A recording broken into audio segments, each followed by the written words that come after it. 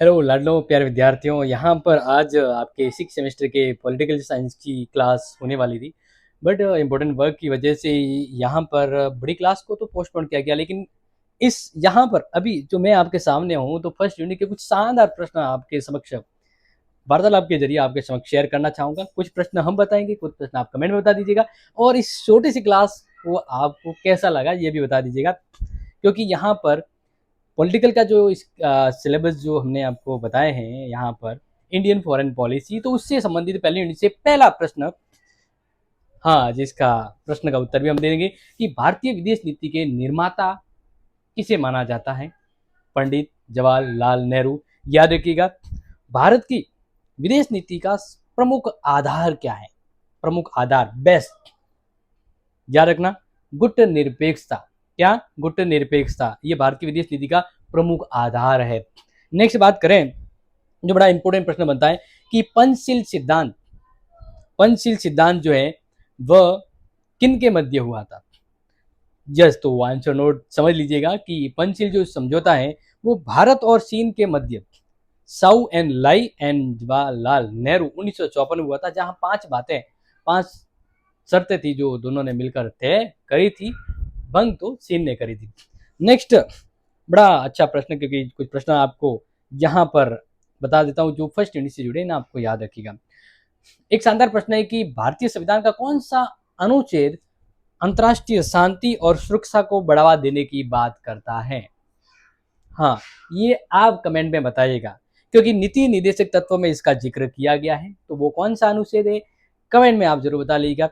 लेकिन हाँ, नेक्स्ट प्रश्न है, राष्ट्रीय शक्ति से क्या अभिप्राय?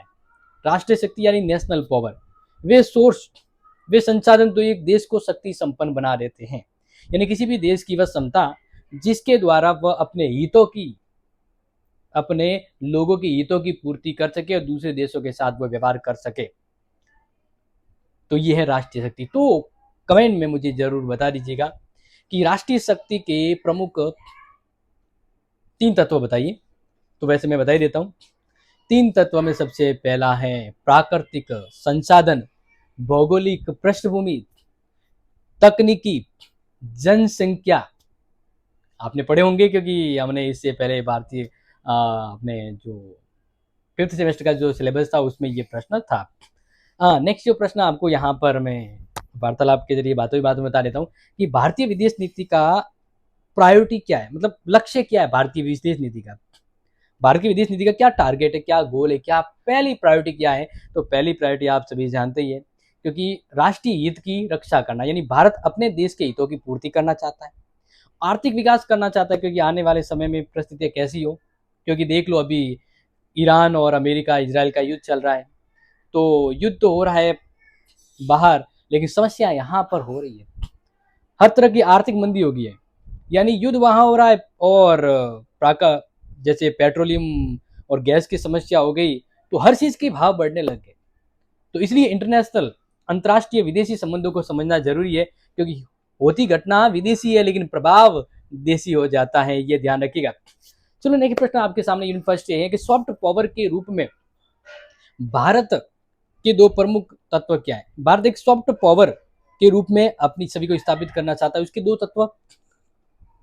सॉफ्ट पावर का मतलब वो जैसे अमेरिका की तरह हाई लोडेड पावर नहीं, भारत अपनी मजबूती, अपना प्रभाव देशों के सामने रखना चाहता है, लेकिन डरा धमका कर नहीं, एकदम सॉफ्ट पावर के रूप में भी। आप सभी को पता है 21 जून योग दिवस भारत की ओर से शुरू किया गया, पूरे वर्ल्ड में मनाया जाता है। इसके अलावा बॉलीवुड, हाँ, अभी बात कर रहे हैं रामायण जो मूवी आने वाली है वो अमेरिका में सबसे पहले फैलेगी, तो भारतीय बॉलीवुड खान पान विदेशों में फैल रहा है। अभी धुरंधर, धुरंधर 2 धीरे धीरे, तो ये चीजें जो है वो भारत को एक विश्व के बाकी देशों के समक्ष अपने आप को एक सॉफ्ट पावर के रूप में प्रस्तुत कर रहा है, जो बड़ा इंपॉर्टेंट है। क्लियर? एंड नेक्स्ट इंपॉर्टेंट प्रश्न जो आपको छोड़ के जा रहा हो, कमेंट में उत्तर दीजिएगा कि गुट निरपेक्षता का अर्थ क्या है, क्या है, क्या है, कमेंट दीजिएगा। बाकी हम इसके आगे की क्लास यानी फर्स्ट क्लास कल आपके समझ लाएंगे, तब तक इस क्लास को क्या रेटिंग देंगे ये भी बता दीजिएगा।